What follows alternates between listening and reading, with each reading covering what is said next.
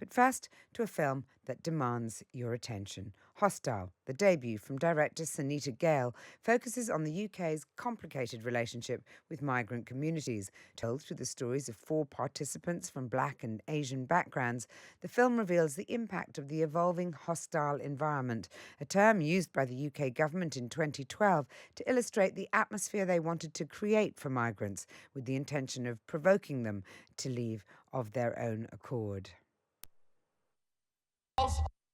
This is a day of national shame, and it has come about because of a hostile environment policy that was begun in this country.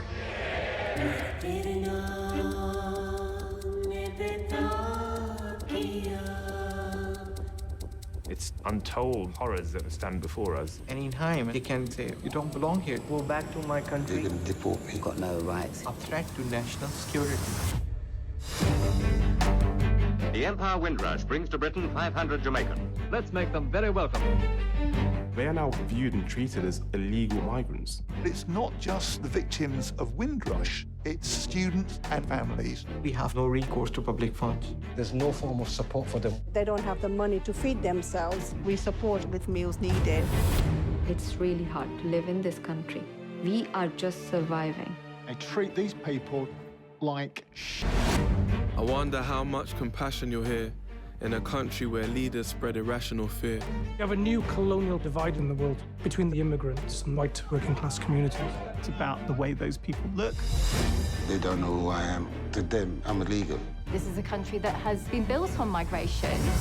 At what points did things change? Black race relations disintegration. This is our Whoops-a-daisy, that was abrupt. That was the trailer for Hostile. It's being featured as part of BFI South Bank season The Camera is Ours, Britain's women documentary makers. Sonita, welcome to the programme. I mean, it does seem particularly timely at the moment, obviously, with the Ukrainian refugee crisis very much on all our minds.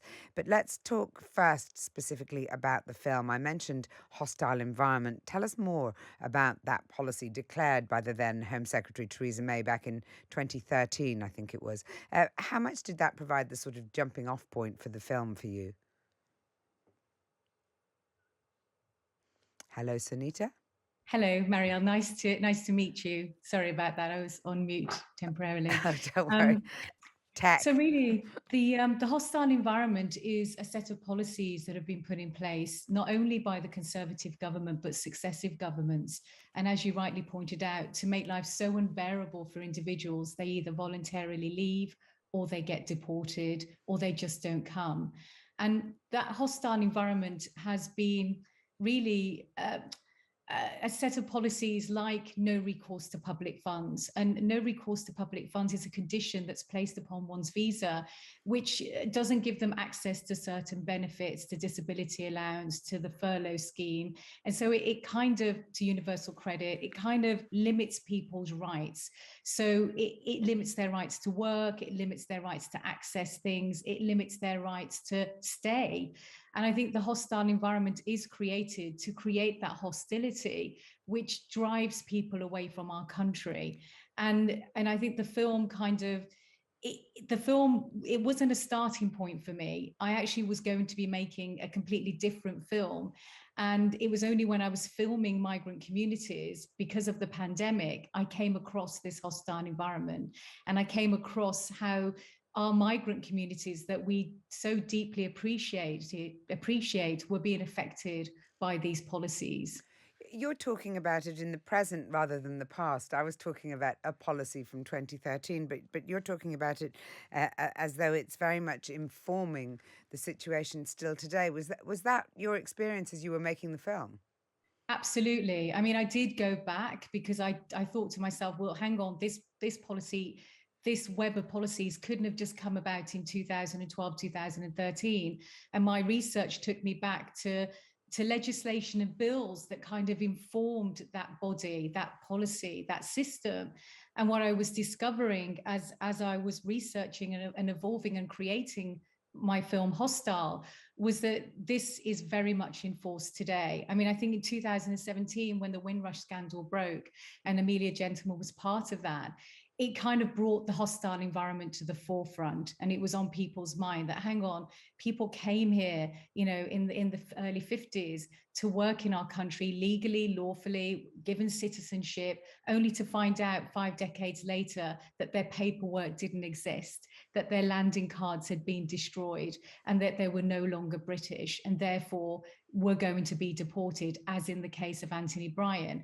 And that was in 2017. That's very recent. And since then, we have seen tens of thousands of people in that precarious position. People like Anthony, people like Farouk, who believe they're here legally and lawfully, but have these conditions and these stipulations that are just set against them, which disallows them to stay here. So it very much is in force today. And that's the scary thing about this realization, really, whilst making this film. Yeah, it's ironic, isn't it, that you're talking about this situation and the hostile environment at the same time as you know, we're the only country in Europe that's still insisting on visas from Ukrainians escaping from Ukraine. How much do you think that still informs our attitudes and how government makes policy in this area?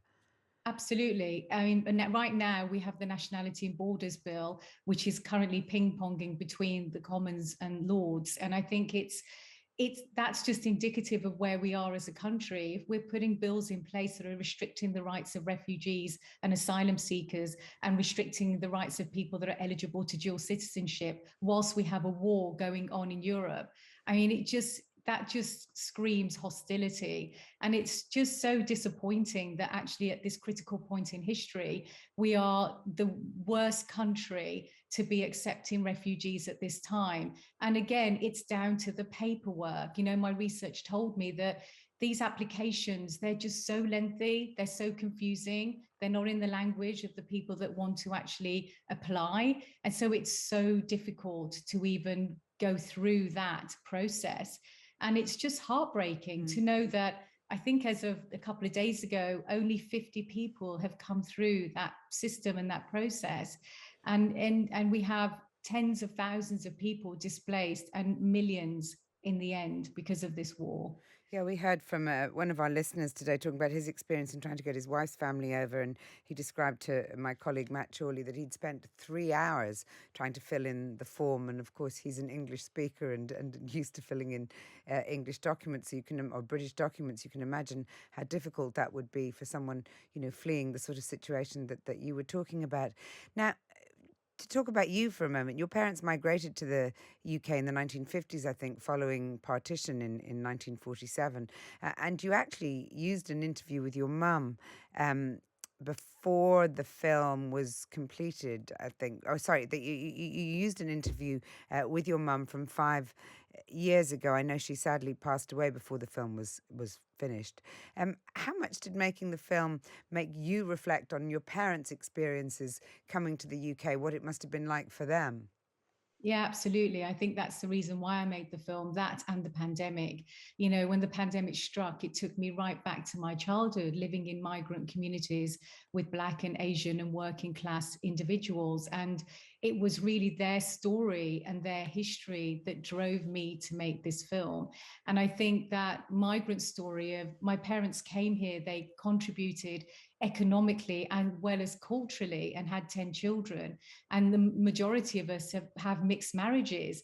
And so you think about that and think about, well, if first of all, my parents would never have been able to come here at this time because of the restrictions around the hostile environment, but also to think that as a filmmaker, that I wouldn't exist if my parents had tried to come here at that time.